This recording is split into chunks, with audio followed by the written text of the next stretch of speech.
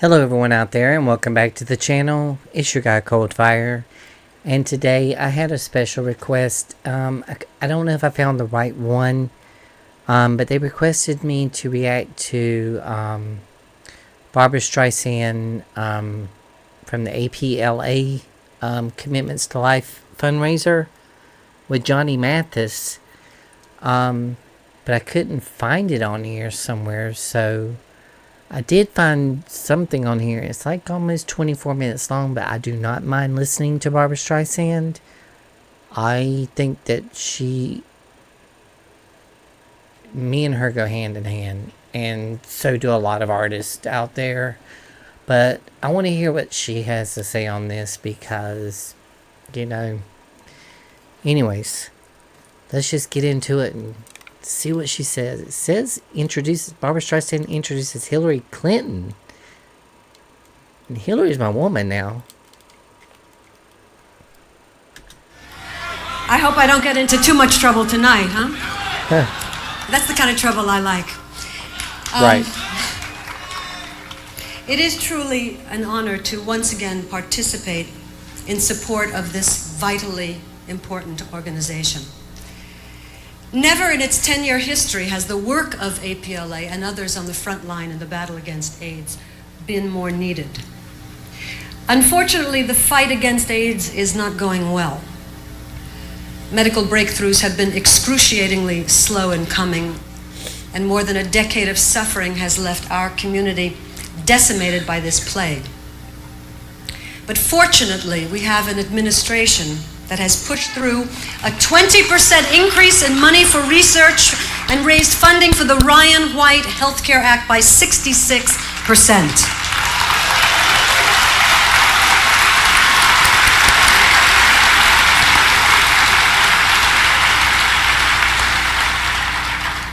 In his AIDS Day speech last month, President Clinton responded to a heart-rending article in the New York Times Magazine by reporter Jeffrey Schmalz, who had already died of AIDS at the time of publication.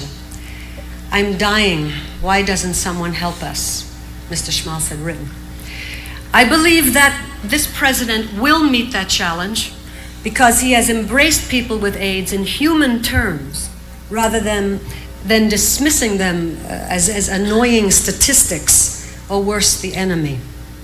Faced with a distraught heckler during his AIDS Day speech, the president empathetically said, "I'd rather have that man in here screaming at me than having given up altogether."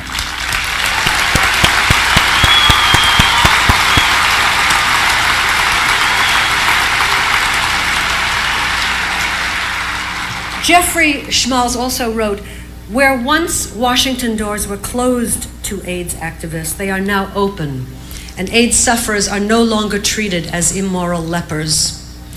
But much more needs to be done.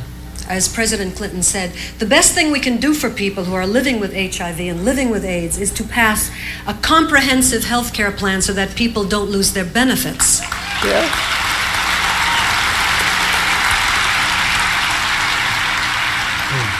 And that is the all-important task which the president has entrusted to the woman you honor tonight, Hillary Rodham Clinton.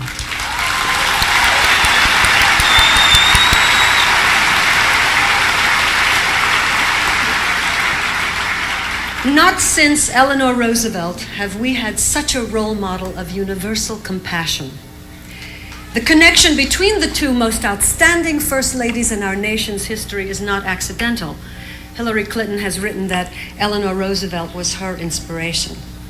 Not to take anything away from the memory of Mrs. Roosevelt, but she had 12 years in the White House, and Hillary Clinton has had only one.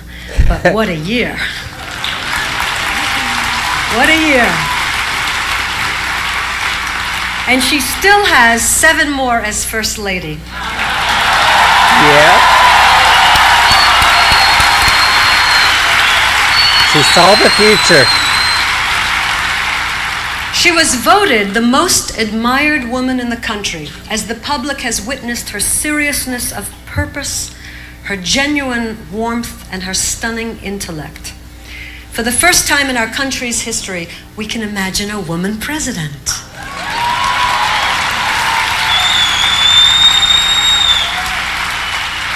But it won't be easy because, as the carping criticism directed at Hillary Clinton has demonstrated, the competent, intelligent woman is still a threatening figure in our culture.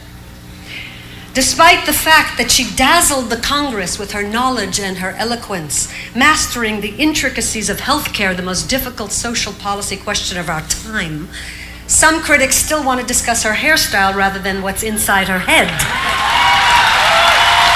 Tell her, Barbara.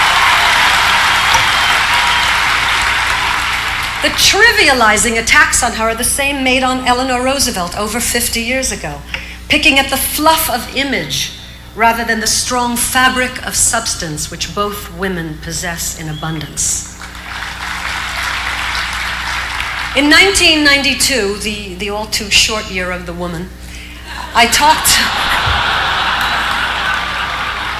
talked about stereotypes in a speech that I gave for women in film, as they apply to women in my business and the so-called uppity feminists everywhere who would dare to invade the powerful world of men.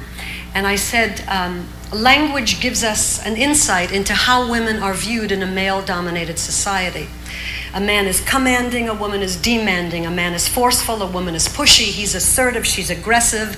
Well, when it comes to AIDS, those seemingly negative words become positive ones. Thank God Hillary Clinton has been aggressive in fulfilling the task assigned to her by the president to provide health care to the tens of millions of Americans who have been excluded from what should be the world's best medical system.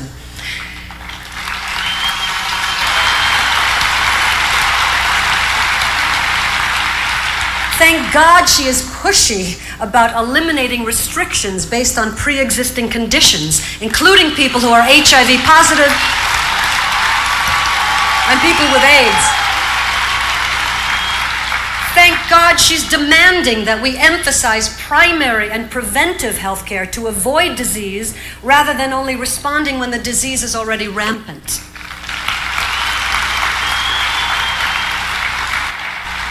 But Hillary Rodham Clinton has brought us something just as meaningful as those qualities of superb competence and energy into our public life. She has brought a sense of the importance of community and shared values. The Washington Post said, she is looking beyond policy to a moral agenda.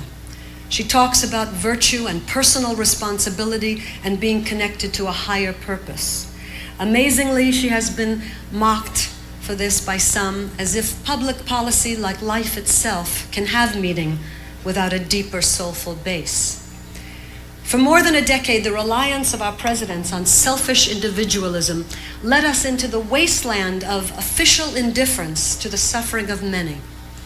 One stark result of that politics of contempt and neglect, driven by homophobia, is that millions are now afflicted by the AIDS epidemic, which might have been contained if only our high officials had cared. Yep.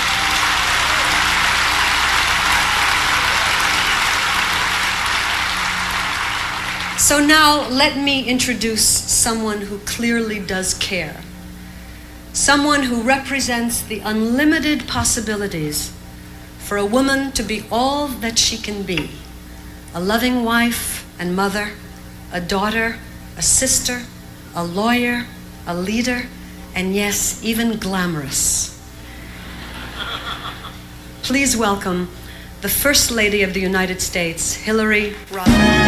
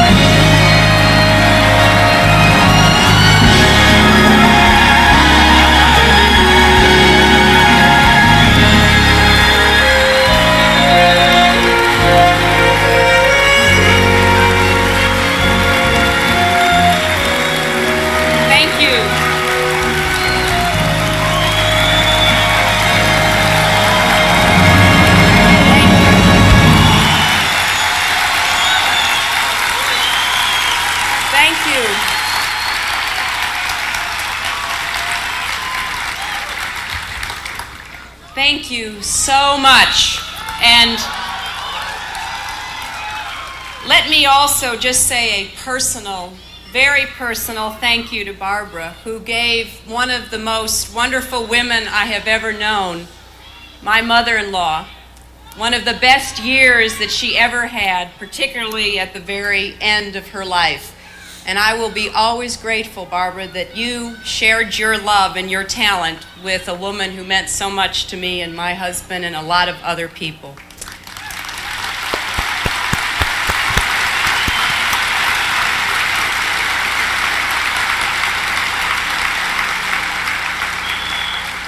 You know, when I have heard about the Commitment to Life Award in years past, I've always known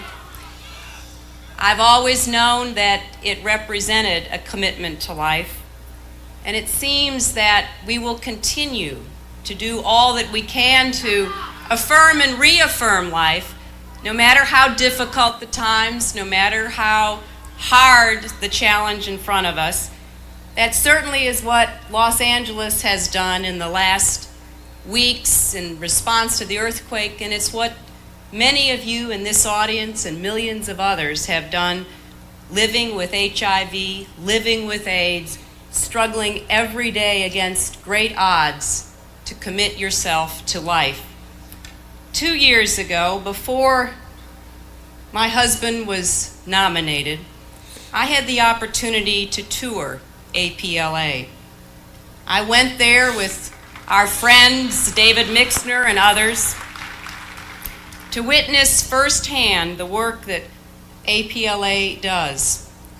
I left that more committed than ever to do whatever I could and to help my husband do whatever he could, to see that we could give the kind of love and support and resources that APLA does every day, day in and day out, to the thousands and thousands of people who need the kind of help that has been given because of the support of all of you tonight with this extraordinary fundraising event. But you know, any joy or satisfaction that I or anyone takes at the work that APLA has done has to be ambivalent and tempered. For I wish, despite all the good work of APLA, that there was no such thing as APLA, there was no such thing as AIDS, and there was no such thing as HIV. But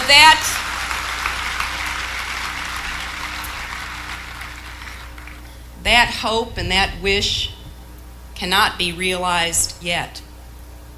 And so we have to do more than hope, and we have to do more than wish. We have to face reality, we have to know what we're up against, and we have to do all that we can to turn the tide against a plague that knows no boundaries. It infects our children and our elderly, our rich and our poor. It has ravaged the lesbian and gay community, men and women of all races living in every country and community around the world. For most, if not all of us here tonight, the names that we have seen and recited, some out loud, some just quietly to ourselves, have meant the loss of people we have cared about. We have been forced to watch as AIDS and HIV have stolen lives and precious hours from those whom we have cared about, and we have said goodbye far too many times. Yet among all of the darkness, and yes, the despair, the alienation, the frustration, the anger, there is hope. There is the hope that is brought by APLA. There is the hope of each one of you who has reached out to support and care for someone else. Every single one of you has made a commitment to life. You've shown courage, and especially those who are living with HIV or AIDS, every day demonstrate courage and strength to us. You are not alone. When others closed their eyes and sometimes their hearts, the members of APLA reached out. And now we are trying very hard to take that spirit that has been APLA and spread it throughout our country. You are not alone, because we have tried in the year that we have worked to bring change to Washington, to bring change as well to how this country thinks about, views, and feels about AIDS. For the first time, we have someone who has been appointed to coordinate policy, who is with us tonight, Christine Gebbe, who has worked tirelessly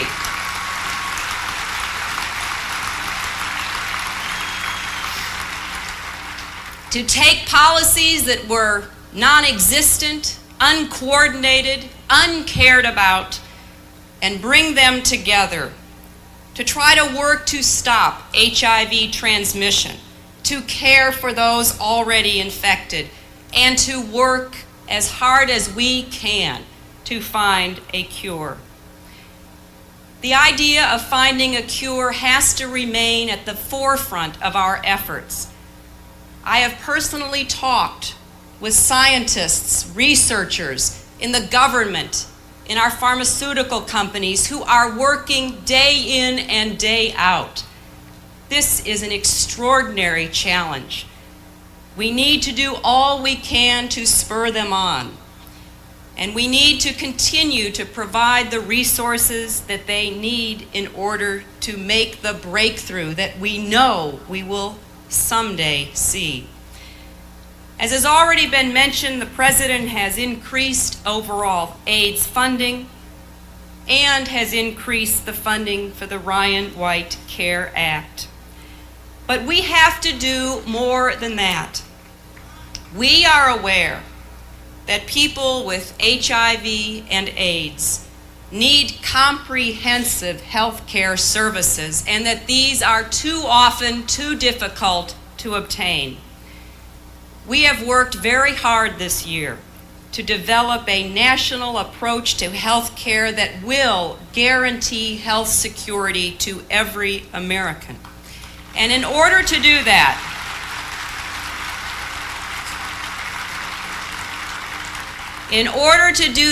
we have to pass legislation that will, once and for all, make it illegal to deny insurance to people who need it most.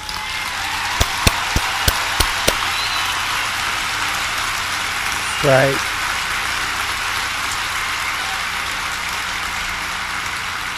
The insurance companies have been allowed to discriminate for too long.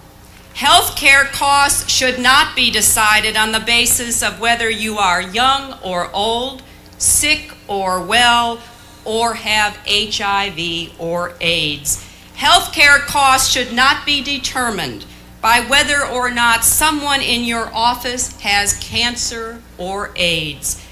In short, health care costs should not be determined by insurance companies. They should be determined by people's needs, and they should be allocated fairly to every single person in this country. Damn right.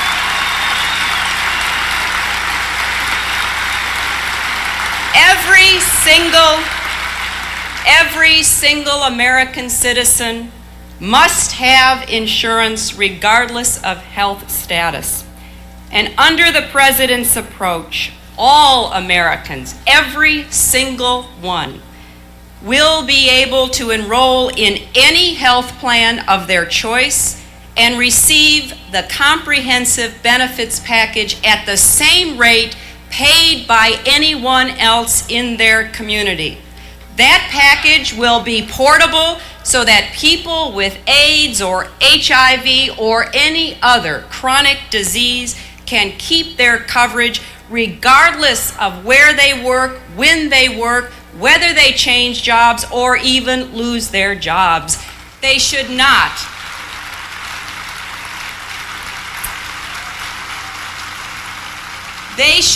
have to worry when they learn they have any disease, when they need their insurance the most, that it will not be there or will run out, because we also intend to prohibit lifetime limits on insurance policies as well.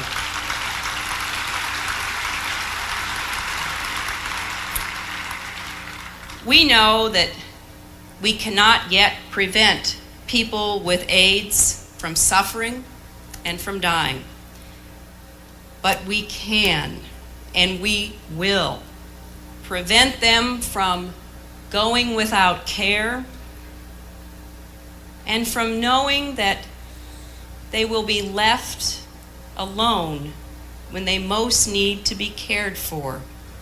We can guarantee comprehensive health coverage in this country.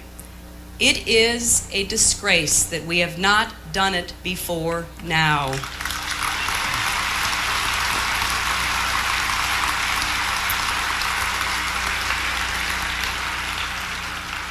There will be many in the months ahead who will argue that there is no health care crisis. You tell them that you know there is. You who support and work with APLA see it every single day. You see it in the eyes of those who come because they've lost their jobs, they have no insurance, they need your help. There will be some who argue that health care should not be a right, that certainly it should not consist of comprehensive benefits that include continuing coverage for chronic diseases, that it should not include mental health benefits and counseling and drug and substance abuse help. And I hope you will tell them with one very loud voice that the days when Americans turned their backs on each other, denied reality that was staring us in our face, walked away from problems because they were unpleasant or difficult to deal with are over. We are now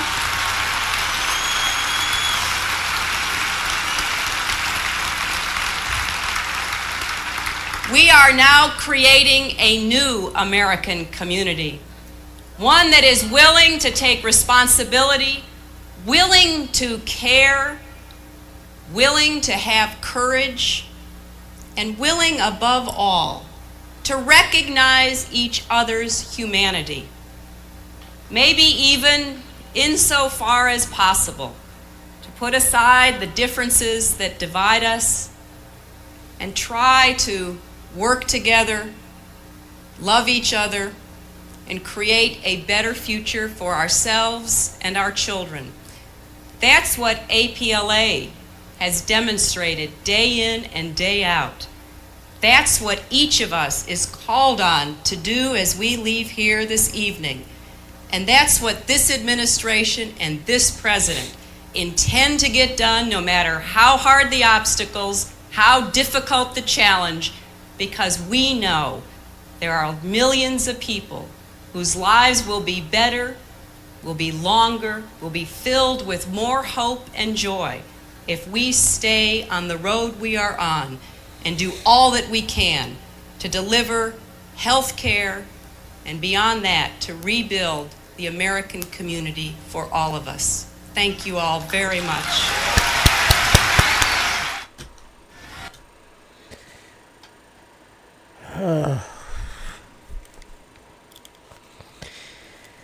Well, I never saw this interview before in my whole life.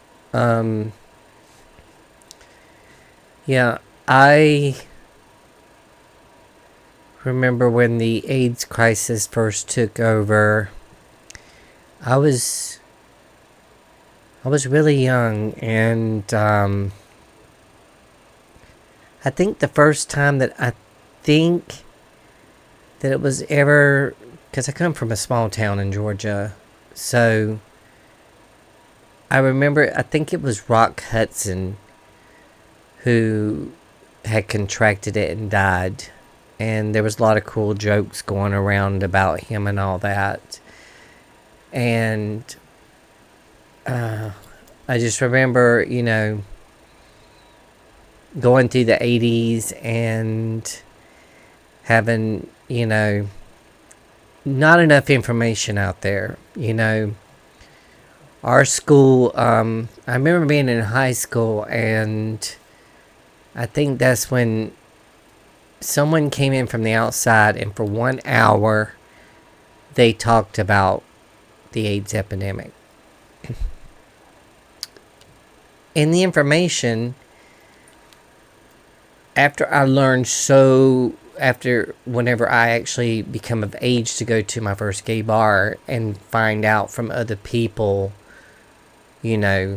more information about it, and how everything, like Barbara and Hillary was saying, was fabricated and made up, and it doesn't exist, and all this other stuff. And I remember that it was the person that come in from the health organization. They're like, just remember, if you're around someone with AIDS, don't drink after them, don't kiss them, don't hug them. Make sure you use padded toilet seat covers if you go in the bathroom. Don't let them cough on you. If you do. And it was so incredible, because I remember when I did turn 18 and I was able to get in my first gay bar, the only gay bar here, I was so petrified that, because of the misinformation that I got, that I would get it. That someone I met in there, because they had gotten the wrong information too. They say when you get home at night after, because we're dancing and sweating on each other, just to be on the safe side, take a cup of bleach and pour it into some very hot bath water and submerge yourself in it for like 15 minutes, and it'll kill the virus. It was just so, the things that were put out there, and there was no condom education about, because they thought if they brought condoms into the school that it would influence kids to have sex. No. They were already doing that. That's been going on since the beginning, before there was even school. But the most famous line that I ever heard was on Designing Women, when Annie Potts had to do a debate for the school on condoms being in school, and her best friend came to their designing firm, and he wanted them to design his funeral. And in the debate, Annie Potts basically said, she's like, we're not talking about pregnancy anymore. We're talking about dying. She's like, and she told about her experience. And, it was more, everyone thought that, condoms were just, it was to keep people from, getting pregnant. But we had reached another milestone where it prevented people from getting AIDS and HIV. And I had many friends who passed away from it. And it was so sad. And I think the saddest thing that I'm going to leave it on is there were a lot of them. I think it was up until the 2000s that I can remember, because I had some friends that done it. But these health insurance companies would give you insurance if you had HIV or AIDS. And you had to pay this incredible premium every month. But at the time, they knew it. They knew what they were doing. Most of the time, they would get like a $500,000 policy, and because there was no funding, like Hillary said, for AIDS and HIV and pre-existing conditions and stuff like that, when the person got to the point in a few years, because back in the 90s there was not that much treatment, but AZT, and that just killed people quicker. But a lot of people, when they contracted it, would have to cash in. They could do an early cash in on their life insurance policy and get like maybe $3,000 or $4,000 back, but they had to sell their life insurance policy to the company, and the $4,000 didn't go that far because the medication was like $1,000 a month. So shame on the insurance companies for doing this, because one day I'm going to write the president, because I know a lot of friends who passed away who had that, and those insurance companies made probably $500,000 off hoping someone would die from AIDS, just because they borrowed $5,000 to get medication or to get to the hospital because they were sick with pneumonia or something like that, and then eventually die. And they would get all of that $500,000 life insurance policy. And it was, I think it's criminal. And if the right president gets in next time, I'm going to write them and let them know about these insurance companies out there that do that. And I think that the option should be given if a person got it and then they did get better because the medication got better, then they should be allowed to get with the insurance company and have a buyback program where they can buy back their life insurance policy and only pay so much money a month in order to get that life insurance policy back. But the sad fact about it is, there's a lot of money the insurance companies made, especially in the 80s and 90s, by doing that. And I never hear anybody talking about doing anything about that. But this time we did. I really enjoyed this thing by Barbra and Hillary. Just when you think you couldn't love Barbra and Hillary anymore, the fact that they have such big hearts,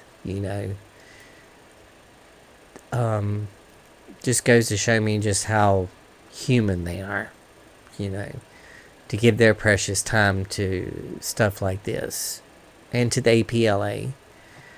But yeah, but that was a very hard to watch thing, but things, they got a little bit better. There's still no cure, but there's a lot of medication out there. If you take it every day, you can stay alive, and you can even become undetectable and not be able to transmit it to anyone else. But there's still a lot of places worldwide that don't get to receive those medications, so they don't know what it's like. So if you're living in the U.S. and you have it, I guess count your blessings that at least, the medications are available and hopefully affordable for you. But I'm going to have to end it on that because it is getting late, and that was very heartfelt. Love you, Babs. Love you, Hillary Clinton. You would have been a great president in 2016 had someone not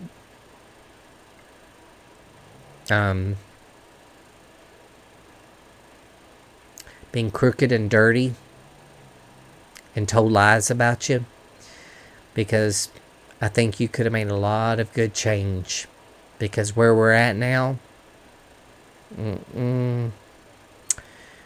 2000 and 2000. Oh my God, those years were horrible, and I'm afraid they're coming back. But anyways, hope that you enjoyed this long reaction. You have to be a Barbra Streisand and Hillary Clinton fan to watch this one. So I will leave you on a good note. I love everyone out there, all over the world, no matter where you are. If you are in the smallest, minute part of the world where no one even knows exists, I'm sending my love to you. Because I believe that we were put on here, on this good old earth, to show love and compassion to people. No matter where we come from, what we look like, or who we love. And that's all I got to say. I will see you on the next reaction. Have a good day. And I love you guys. And a big kiss to all of you out there. Thank you for supporting me.